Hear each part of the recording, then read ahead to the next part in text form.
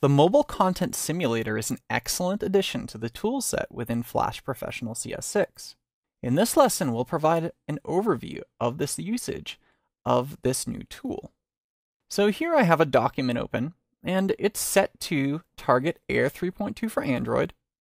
And I've got an icon on the stage here, which has an instance name of icon.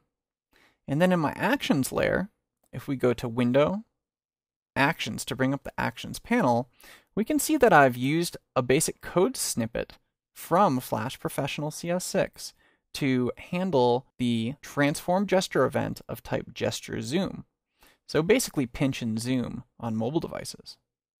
So if I don't actually have a device connected to my machine, or I simply just want to test this without having to connect something and test and compile and so forth, I can use the new Mobile Content Simulator. So we can access this through either the Debug menu, through Debug Movie, Launch in Air Debug Launcher Mobile, or we can do it through Control, Test Movie, in Air Debug Launcher Mobile. Note that you can also still test in the Air Debug Launcher for desktop. And that basically does what Flash Professional CS5.5 did, except that you don't have the little menu up here that you did in order to, say, activate the menu or rotate the device. So let's go to Control, Test Movie, Air Debug Launcher Mobile. All right, so immediate differences.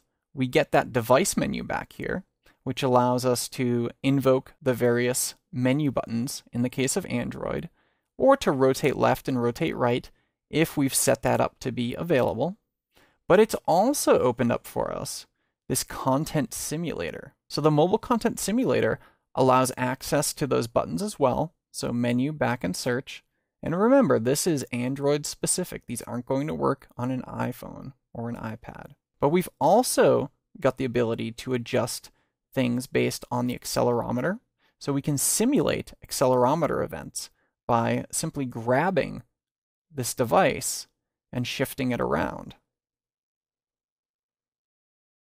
So if we were listening for accelerometer events, they would fire as we're moving the device.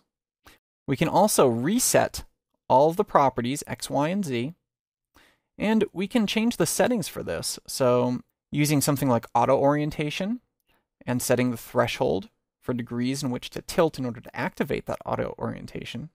And we can change the camera view from upright to flat. So now it looks as if we're holding the device on a table. And we can change that back to upright and reset. We can also simulate touch and gesture events by using this touch layer. So let's toggle that on, and you can change the alpha property of that touch layer.